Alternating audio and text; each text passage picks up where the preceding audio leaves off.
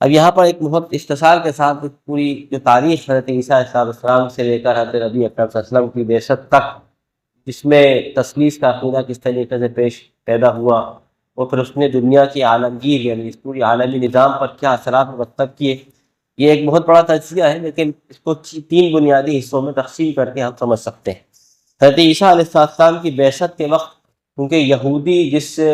سیاسی دباؤ سے گزر رہے تھے، بابل میں ایک زمانے تک وہ قید رہے، وہاں سے جب وہ آزاد ہو کر کے حضرت عزیر کی اصلاحی کوششوں کے نتیجے میں جب وہ واپس یروشلم آئے، اور چونکہ اسی زمانے میں انہوں نے حضرت عزیر کے متعلق ابن اللہ ہونے کا عقیدہ گڑھ لیا تھا کہ عزیر ابن اللہ، قرآن فرماتا ہے کہ یہودی کہتے ہیں کہ عزیر اللہ کے بیٹے۔ اس کے بعد وہ مستقل ایک مسیحا یعنی ایک اللہ کی طرف سے ایک ایسے نبی کا یا ایک ایسے مسیحا کا انتظار کر رہے تھے جس کے ظہور کے بعد ان کی جتنی کچھ بھی سیاسی، سماجی، معاشرتی پرابلم تھے وہ ختم ہو گئے۔ لہذا حضرت عیسیٰ علیہ السلام کے ظہور سے پہلے حضرت یحییٰ علیہ السلام دنیا میں تشریف لائے، انہوں نے حضرت عیسیٰ علیہ السلام کی آمد کا اور آپ صلی اللہ علیہ وسلم کے آنے کا تذکرہ فرمایا کہ اللہ تعالیٰ کی طرف سے ایک نبی آنے والا ہے۔ اس کو یعنی بائبل کا جو زبان ہے وہ یہ ہے یعنی جو سلطنت ہے یعنی بادشاہت خدا ہی ظاہر ہونے والی ہے۔ The kingdom of God is to be arrived، یہ لفظ ہے کہ خدا کی بادشاہت آنے والی ہے، یعنی اب ایک ایسا بادشاہ آنے والا ہے اللہ تعالیٰ کی طرف سے جس کے ذریعے دنیا کے اندر عدل و قسط کا قیام ہوگا، جس کے ذریعے سے انسانیت اپنی ان تمام مراحل کو طے کرے گی جس کے لیے اللہ نے اس کو دنیا میں یعنی اس دنیا میں انسانوں کو بھیجا ہے، یعنی خلافت۔ تو اس کے بعد حضرت عیسیٰ کو تشریف لے آئے، کیونکہ ایک بہت سیاسی پس منظر تھا، تو یہودی سمجھتے تھے کہ کوئی ایک ایسا مسیحا آئے گا جو ان کو سیاسی طور پر بہت مضبوط کر دے گا، کوئی جنرل، کوئی کرنل قسم کا آدمی آئے گا جو ان کو ایک بہت سلطنت عطا فرما دے گا اور وہ دنیا میں بادشاہت کرے گا۔ لیکن جب حضرت عیسیٰ علیہ السلام نے اپنی دعوت کا ابتدا کی اور انہیں خود یہودیوں کی اصلاح پر اس کو مرکوز کر دیا کہ ان کے اندر جو بنیادی خامیت تھی، خرابیاں تھی، اخلاقی بگاڑ تھا، معاشرتی بگاڑ تھا، ان کے معیشت کا جو سسٹم چربرا گیا تھا، یا ان کے اندر جو ایک سودی نظام بہت تیزی سے ان کے گھروں یعنی ان کے معاشرے میں اتر گیا تھا، جب حضرت عیسیٰ علیہ السلام نے اس پر کھلے طور پر واضح الفاظ میں جب ان پر تنقید کرنا شروع کی اور ان کو اصل تورات کی تعلیمات کی طرف ابھارا، تو پھر وہ خود حضرت عیسیٰ علیہ السلام کو دشمن بن گئے۔ انہوں نے کہا کہ نہیں، ہمیں اس مسیحا کا انتظار نہیں تھا، بلکہ وہ مسیحا ہے جو ہمیں ایک مطلب کہتے ہیں کہ کنٹرول، پوری کمپلیٹ کنٹرول، ایک پوری سلطنت ہمیں عطا کرے، وہ مسیحا ہمیں درکار ہے۔ لہٰذا حضرت عیسیٰ علیہ السلام پر پھر طرح طرح کے بہتان لگانا شروع کیے اور طرح طرح سے انہوں نے حضرت عیسیٰ علیہ السلام کی دعوت کو کسی طریقے سے ریجیکٹ کر دیا، یہاں تک کہ پھر وہ واقعہ بھی پیش آیا جس میں حضرت عیسیٰ علیہ السلام کو بقول ان کے اپنے قوم میں انہوں نے ان کو سلیب دے دی۔ اس کے بعد یہ ہوا کہ حضرت عیسیٰ علیہ السلام کے جو حواریین تھے ان کے اندر یہ بات پورے طور پر یعنی ان کی جو حواریین تھے، جو ان کے بنیادی ان کے صحابہ تھے، وہ یہ مانتے تھے کہ حضرت عیسیٰ علیہ السلام اللہ کے بیٹے یا اللہ یا خدا انکارنیشن آف گاڈ کی کوئی تصور نہیں ہے، بلکہ اللہ کے نبی ہیں، اللہ کے رسول ہیں۔ لیکن تقریباً 70 سال تک یعنی 70 مسیحی حضرت عیسیٰ علیہ السلام کو 70 سال کے بعد پھر سینٹ پال نے جو اصلاً ایک یہودی تھا،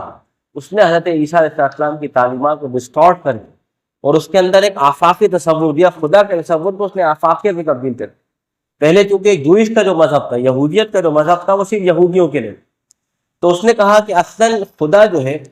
اس نے حضرت عیسیٰ علیہ السلام کے شکل میں ظہور کر کے تمام انسانیت کے گناہوں کو دھو دیا، لہٰذا اب یہودیت کی شریعت کی پابندی خدا کے یعنی خدا کو ماننے کا کوئی لازمی نتیجہ نہیں ہے، یعنی خدا کو تمہیں ماننا ہے یا خدا کو تمہیں راضی رکھنا ہے تو اس میں تورات یا اس کی شریعت کی پابندی لازمی نہیں ہے، بلکہ تم خدا کا وہ تصور جو حضرت عیسیٰ کے ذریعے سے دنیا میں آئے اس کو قبول کرو۔ وہ تصور یہ ہے کہ تم اللہ یعنی اللہ تعالیٰ کی ذات اور روح القدس اور یہ تیسرا حضرت عیسیٰ علیہ السلام کو اللہ کا بیٹا تسلیم کرو، بس یہ تمہارے نجات کا ذریعہ ہے۔ لہٰذا اس کو کہتے ہیں کہ پروفٹ آف جینٹائلز۔ انہوں نے کہا کہ حضرت عیسیٰ علیہ السلام جو ہے وہ جینٹائلز کے پھر وہ نبی بنے، ابھی تک تو تمام انبیاء جو تھے وہ یہودیوں میں آتے تھے، اب نبوت یہودیوں کے علاوہ جینٹائل یعنی غیر قوموں کے لیے تھی نہیں، لہٰذا اس تصور نے حضرت عیسیٰ علیہ السلام کو ایک جینٹائل یعنی غیر قوموں کا بھی نبی بنایا۔ اس کے نتیجے میں یہ ہوا کہ پھر خدا کا وہ تصور ڈسٹارٹ کر کے اور شریعت سے تمام انسانوں کو یعنی تورات کی جو شریعت تھی، جو اس کے قانون تھے،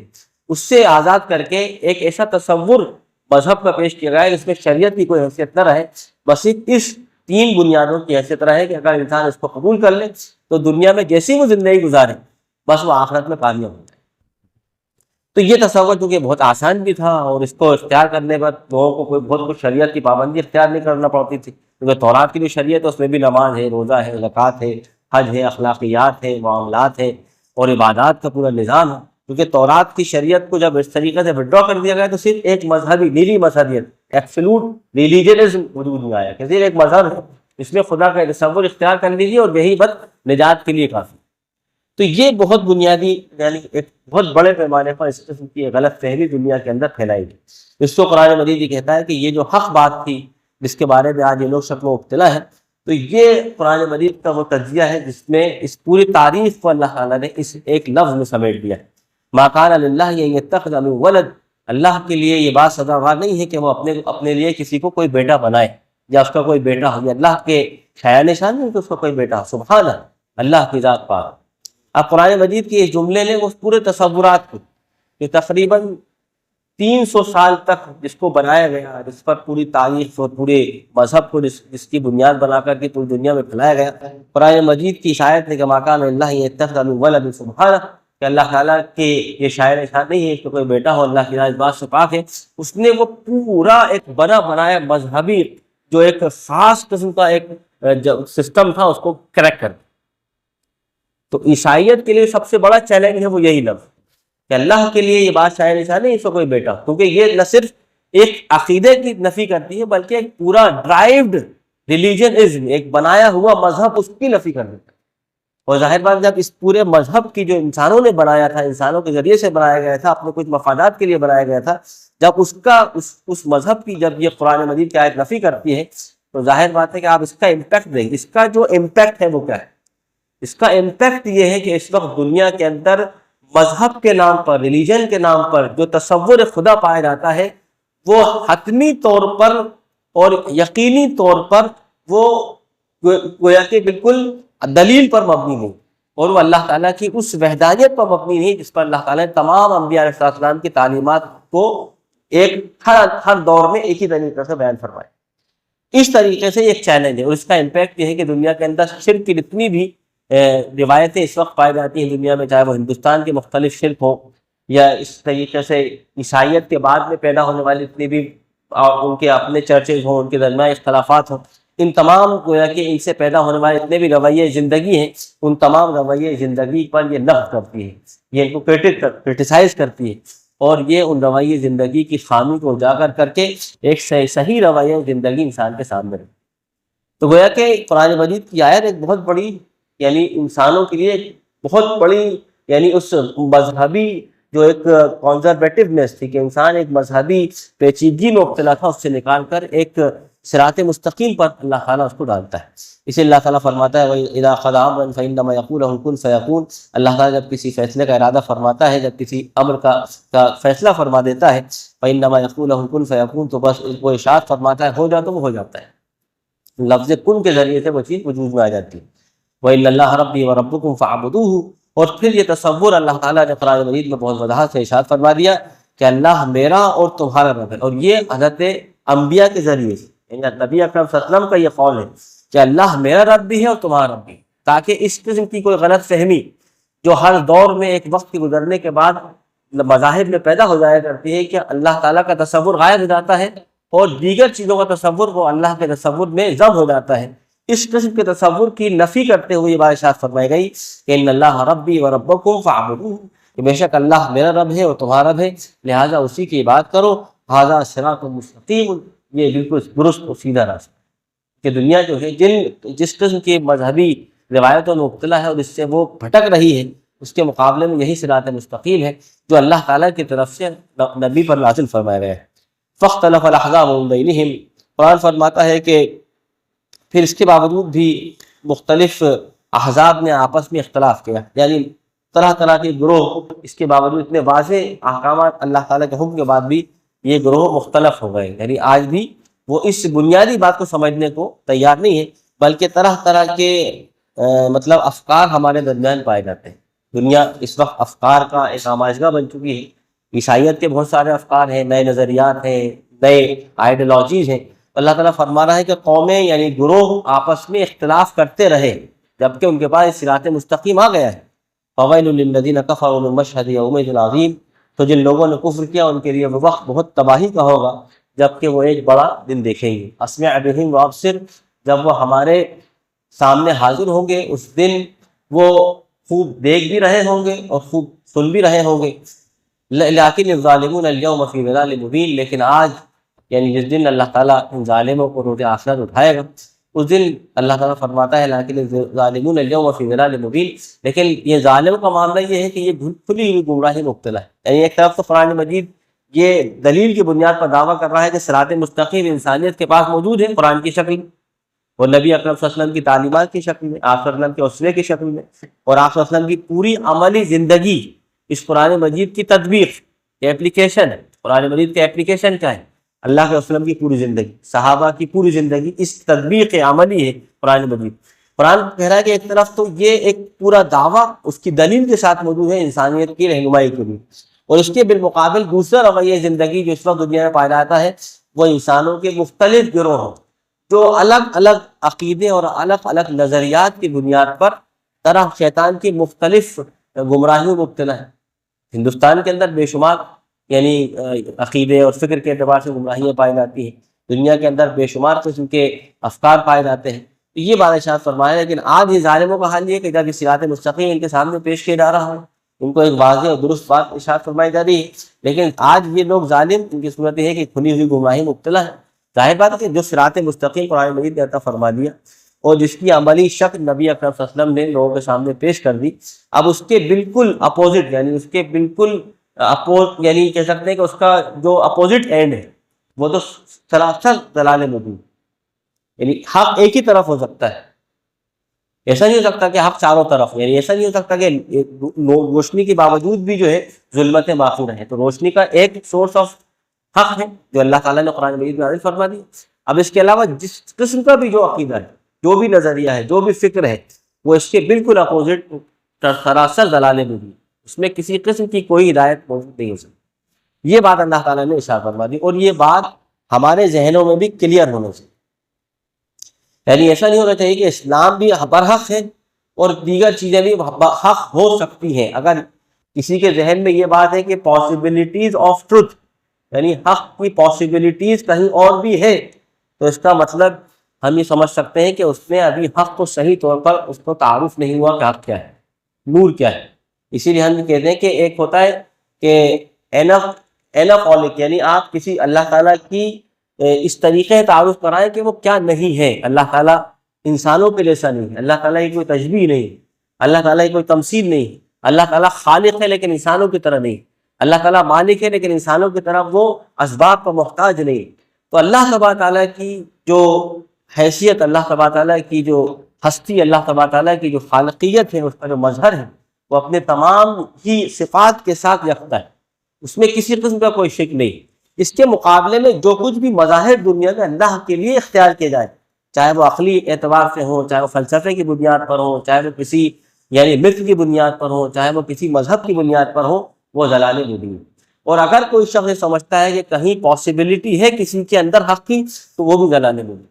کیونکہ جب قرآن مجید حق آ گیا، دلیل کے ساتھ واضح ہو گیا، تو اب اس کے مقابلے میں کوئی چیز حق نہیں ہو سکتی. اس معنی میں کسی بھی قسم سے یہ کہہ سکتے ہیں ہم کہ یہ چیز بلکہ یعنی قرآن مجید حق ہے کہ اس کے مقابلے میں ہر چیز باطل. اس چیز کو سمجھنا اور اس سے مطابق رویہ زندگی کو درست کرنا، یہ عملی جو ہے شہادت ہے جو ہمیں دینا ہے.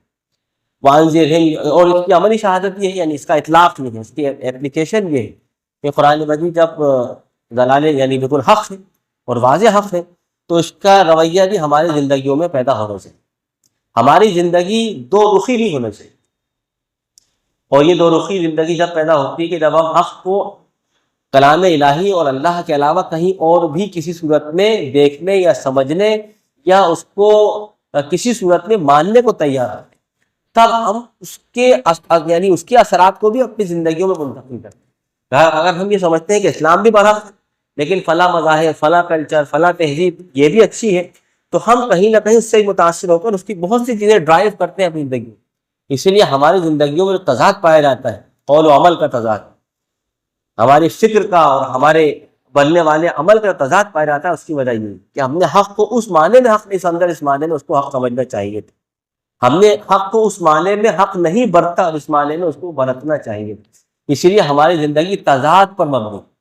یا یہ کہہ سکتے ہیں کہ اپارچونٹی پر مبنی ہے، کہ جہاں جو کچھ وقتی بہار لگی یا جہاں کوئی وقت نے آواز لگایا، ہم نے اس کے ساتھ دینا شروع کر دیا اور اپنے حق کو درکنار کر دیا۔ تو یہ قرآن مجید فرما رہا ہے کہ جس حق کو تم اختیار کرتے ہو، اس حق کی بنیاد پر اپنی زندگی اور اپنے رویے زندگی کو درست کرو۔ تمہاری زندگی میں تضاد نہیں ہونا چاہیے، اب بالکل یعنی ایسا نہیں ہو کہ زندگی جو جس بنیاد پر بن رہی ہے اور قرآن و حدیث کی بنیاد پر، عمل اس کا بالکل اپوزٹ۔ اسلام کہتا ہے کہ تمہارے اندر اخلاق اچھائی ہونا چاہیے، امانت داری ہونا چاہیے، رحم ہونا چاہیے، عفو درگزر ہونا چاہیے، لوگوں کے لیے خدمت اور لوگوں کے معاونت ہونا چاہیے۔ رویہ زندگی کی تعلیم قرآن مجید سے یہ مل رہی ہے، اور بالکل برعکس اس کے مقابلے میں ہماری زندگی دوسرے دھارے میں بہہ رہی ہے۔ تو یہ اس معنی میں اس کا بالکل یعنی کہہ سکتے ہیں کہ امپاسبل ایٹیٹیوڈ ہے کہ قرآن مجید جس کی دعوت دے اور ماننے والوں میں بالکل اس کے برعکس کوئی ایٹیٹیوڈ پیدا ہو۔ وَأَنذِرْهُمْ يَوْمَ الْحَسْرَةِ إِذْ قُضِيَ الْأَمْرُ، اور ان کو ڈرائیے اس حسرت کے دن سے کہ جب اللہ تعالیٰ فیصلہ فرما دے، اس قضی الامر، جب معاملے کا تصفیہ کر دیا جائے۔ وَهُمْ فِي غَفْلَةٍ وَهُمْ لَا يُؤْمِنُونَ، یہ غفلت میں ہے، یہ ایمان نہیں لا۔ اب یہاں پر غفلت سے مراد جو ہے تو وہ غفلت ہے جو یعنی ایمان کے بالکل برعکس کفر کی غفلت ہے، کہ آدمی کفر میں مبتلا ہے، اس کو ایمان کی خبر نہیں ہے۔ اور ایک غفلت اس معنی میں بھی ہے کہ آدمی ایمان، اسلام اور اس کے تمام داعیات اور اس کے تمام محرکات اور اس کے تمام ہی لوازمات کو جاننے کے باوجود بھی اس پر عمل پیرا نہیں ہے، یہ بھی ایک غفلت۔ اور اس غفلت میں اس وقت ملت اسلامیہ کی بڑی ایک یعنی ہماری ایک بڑا سواد جو ہے اس سے گزر رہا ہے۔ ہم غفلت میں، ایک ایسی غفلت میں کہ ہم قرآن مجید کو حق تو سمجھتے ہیں، لیکن اس حق کو برتنے، اس کو پریکٹس کرنے کے لیے تیار ہیں۔ اس مسلمانوں کا ایٹیٹیوڈ کیا ہے، مسلمانوں کی صفت کیا ہے، کہ مسلمانوں کو اللہ تبارک تعالیٰ نے اور مسلمانوں کو نبی اکرم صلی اللہ علیہ وسلم نے ایک ذمہ دار امت بنایا، اور اس کی تشریح فرمائے کلکم راع، تم میں سے ہر ایک شخص ذمہ دار ہے۔ لیکن اس وقت ہمارا رویہ زندگی یہ ہے کہ ہم اپنی ذمہ داری کو دوسروں پر پاس کرتے ہیں۔ مثال کے طور پر ایک استاد اپنی ذمہ داری طلباء پر ڈال دیتا ہے، ایک ڈاکٹر اپنی ذمہ داری پیشنٹ پر ڈال دیتا ہے۔ ہم ذمہ داریوں کو پاس کر رہے ہیں، ہم اپنی ذمہ داری دوسروں پر ڈال رہے ہیں، کہ صاحب دوسرے لوگ اسلام قبول نہیں کر رہے،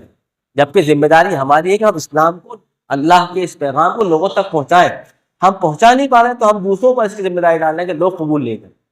تو یہ قرآن مجید یہ بادشاہ فرما رہا ہے کہ وَهُمْ فِي غَفْلَةٍ، کہ یہ لوگ آج غفلت میں ہیں اور یہ لوگ ایمان نہیں لا رہے ہیں۔ مطلب ایک تو ایمان کی صریح طور پر نفی، کہ کفر کے یعنی جو لوگ کافر ہیں ان کی نفی، اور یہ کہ ایمان لانے کے باوجود بھی اس کے جو اصل تقاضے ہیں ان کو پورا نہیں کر رہے ہیں۔ یہ ہم اور آپ پر اللہ تعالیٰ کی طرف سے ایک تنبیہ ہے کہ تم بظاہر ایک غفلت میں مبتلا ہو، اور تم بظاہر جس ایمان کا دعویٰ کرتے ہو اس ایمان کے عملی تقاضوں سے تمہاری زندگی بالکل اس کے خلاف ورزی میں گزر رہی۔ تو یہ ایمان کی نفی کے معنی میں ہے، انا نحن نرث الارض ومن علیہا، اور دیکھو ہماری ہی وراثت میں زمین ہے، ہم ہی زمین کے وارث ہیں، اور جو کچھ اس پر جتنی بھی قوتیں ہیں، جتنی بھی تدابیر ہیں، جتنی بھی حکمتیں ہیں، جتنی بھی پاورز، وہ سب ہمارے قبضے میں۔ ظاہر بات دنیا کی تسخیر کے لیے انسان کو پاور درکار ہے، چاہے وہ مادے کی پاور ہو، چاہے وہ ذہنوں کو تسخیر کرنے کی پاور ہو، اور اس میں سب سے بڑا پاور کا علم ہے، اس کا پاور، تو یہ وراثت اللہ کا۔ اسی لیے اللہ تعالیٰ نے نبی اکرم صلی اللہ علیہ وسلم یا انبیاء علیہ السلام نے اپنی وراثت کے متعلق یہ بات ارشاد فرمائی کہ نحن الانبیاء، ہم انبیاء ہیں، لا نورث دینارا ولا درہم، ہماری وراثت دینار اور درہم کی صورت میں جاری نہیں ہوتی، نحن نورث العلم، ہم علم کو وراثت کے طور پر اپنی نیچے ڈرائیو کرتے ہیں۔ تو یہ امت جو ہے انبیاء کی وارث، اور اس کو وراثت میں علم اللہ تعالیٰ کی طرف سے عطا فرمایا گیا ہے۔ یہ قرآن فرما رہا ہے نا کہ انا نحن نرث الارض، ہم زمین کے وارث ہیں، ومن علیہا، اور اس زمین کی تسخیر کے لیے جو سب سے زیادہ پاورفل، وہ سب سے زیادہ یہ کہہ سکتے ہیں کہ ورسٹائل ٹول، اس سب سے زیادہ ایک تطبیقی ذریعہ حاصل ہے وہ علم۔ اور اس وقت اس ملت کا سب سے بڑا علم یہ ہے کہ یہ ملت ہر اعتبار سے علم سے پوری، یعنی اس زمین کی وراثت جو اللہ کے پاس ہو، اور اس کے وراثت کو حاصل کرنے والے جو ذرائع ہیں، اس میں سب سے بڑا ذریعہ علم ہے، تو اللہ کی سب سے بڑی شان ہے کہ اللہ تعالیٰ العلیم الخبیر۔ نبی اکرم صلی اللہ علیہ وسلم کی دعوت علم اور خبر پر مبنی ہے، اس سے بالکل عاری ہم اور آپ کی زندگی۔ تو امن علیہ، اللہ تعالیٰ فرما رہا ہے جو کچھ اس میں ہے، جو کچھ بھی قوتیں ہیں، جو کچھ بھی اللہ تعالیٰ کی اس میں رکھی ہوئی طاقتیں ہیں وہ سب اللہ کے پاس ہیں، اسی کا اللہ ہی اس کا وارث ہے، یعنی اب اللہ تعالیٰ اس کا وارث ہے جس کو چاہے عطا کر سکتا ہے۔ لہٰذا اگر انسان یہ امت کوشش کرے تو اللہ تعالیٰ اس کو بھی اس قوت سے نواز سکتا ہے۔ وَإِلَيْنَا يُرْجَعُونَ، اور ہماری طرف ان سب کو آخرکار لوٹنا ہے۔ ہماری رویہ زندگی، ہمارے ایک ایک ایکشن کو اللہ تعالیٰ آخرت میں بتا دے گا کہ تمہارے پاس یہ صلاحیتیں تھیں، تمہارے پاس ان کے یہ سورسز تھے، تمہیں یہ قوتیں دی گئی تھیں، اور اس دور میں تو یعنی یہ کہنا کہ اللہ کے پیغام کو ہم لوگوں تک نہیں پہنچا سکتے، یہ ایک قسم سے اپنی ذمہ داری سے فرار، کیونکہ اس وقت اللہ تعالیٰ نے یہ آرٹیفیشل انٹیلیجنس کے ذریعے سے انسانوں کے اوپر ایک آخری اور حتمی جو یعنی بات ہو سکتی تھی کہ اس کو ہی پورا کریں، یعنی اب نالج کے ذرائع بھی واضح ہیں، چیزوں کو کنسائز کر کے لوگوں کو بتانا یہ بھی واضح ہے، چیزوں کو ودن سیکنڈ لوگوں تک پہنچا دینا یہ بھی بہت آسان ہو گیا ہے۔ اب اگر ہم اور آپ یہ کہتے ہیں کہ ہم اسلام کو یا اسلامی تعلیمات کو اور اسلام پر عمل کر کے اس کے ایک بنیادی اپلیکیشن آف اسلام کو لوگوں تک ظاہر نہیں کر سکے، تو یہ ہماری یعنی کہہ سکتے ہیں کہ ناقص اندیشی ہے، اور یہ کہہ سکتے ہیں کہ یہ ہماری بدعملی ہے، اور یہ ہماری انتہائی سست روش اور انتہائی زیادہ اللہ تعالیٰ سے دوری کا معاملہ ہے۔ اللہ فرما رہا ہے کہ وَإِلَيْنَا يُرْجَعُونَ، اور دیکھو ہماری طرف ان سب کو آخر لوٹایا جائے گا، اور روز قیامت ہم ان کو ان کی غفلت اور ان کے ایمان کے تضادات اور ان کی ایک غیر عملی رویہ زندگی کے ایک ایک معاملے کو ہم ان کے سامنے روز آخر اجاگر کر دیں گے۔ اس کے بعد جو رکوع آتا ہے اس میں ابراہیم علیہ السلام کو تذکرہ، ان کی دعوت کا تذکرہ فرمایا گیا ہے۔ اللہ تعالیٰ سے دعا کرتے ہیں کہ اللہ تعالیٰ ہدایات میں مزید غور کرنے کے ہمیں توفیق عطا فرمائے، اور ہماری زندگی کو ایمانی زندگی بنا لے، اور ایمان کے جو تقاضے ایمان ہم سے کرتا ہے ان تقاضوں کو پورا کرنے، اور ایمان کا جو بہت بڑا تقاضا ہے علم، اس علمی تقاضے کو اس امت کی ایک عظیم روایت بنانے کی اللہ تعالیٰ ہمیں قوت دے کہ ہم امت کے اندر علمی روایت کو پیدا کرنے والے اور لوگوں کو علم سے محبت کرنے والے، اس کا ہم ایک جو ہے جدوجہد کریں۔ اللہ تعالیٰ دعا کرتے ہیں کہ اللہ تعالیٰ ہمیں عمل کے توفیق عطا فرمائے۔ تو جو آیتیں پڑھی گئی تھیں آپ کی، تو اس کا ترجمہ یہ ہے عیسیٰ ابن مریم، اور یہ ہے اس کے بارے میں وہ سچی بات اس میں لوگ شک کر رہے ہیں۔ اللہ کا یہ کام نہیں ہے کہ وہ کسی کو بیٹا بنائے، وہ پاک ذات، وہ جب کسی بات کا فیصلہ کرتا ہے تو کہتا ہے کہ ہو جا، اور بس وہ ہو جاتی ہے۔ اور عیسیٰ علیہ السلام نے کہا تھا کہ اللہ میرا رب بھی ہے اور تمہارا رب بھی، بس تم اسی کی بندگی کرو، یہی سیدھی راہ ہے۔ مگر پھر مختلف گروہ باہم اختلاف کرنے لگے، تو جن لوگوں نے کفر کیا ان کے لیے وہ وقت بڑی تباہی کا ہوگا، جبکہ وہ ایک بڑا دن دیکھیں گے جب وہ ہمارے سامنے حاضر ہوں گے اس روز، تو ان کے کان بھی خوب سن رہے ہوں گے اور ان کی آنکھیں بھی خوب دیکھتی ہوں گی، مگر آج یہ ظالم کھلی گمراہی میں مبتلا ہے۔ اے نبی صلی اللہ علیہ وسلم، اس حالت میں کہ جب یہ لوگ غافل ہیں اور ایمان نہیں لا رہے ہیں، انہیں اس دن سے ڈراؤ جب کہ فیصلہ کر دیا جائے گا اور پچھتاوے کے سوا کوئی چارہ کار نہ ہوگا۔ آخرکار ہم بھی زمین اور اس کی ساری چیزوں کے وارث ہوں گے، اور سب ہماری طرف ہی پلٹائے جائیں گے۔ صدق اللہ العظیم ونفعنی وإیاکم بالآیات والذکر الحکیم۔ واللہ تعالی علی خیر خلقہ محمد وآلہ وصحبہ اجمعین۔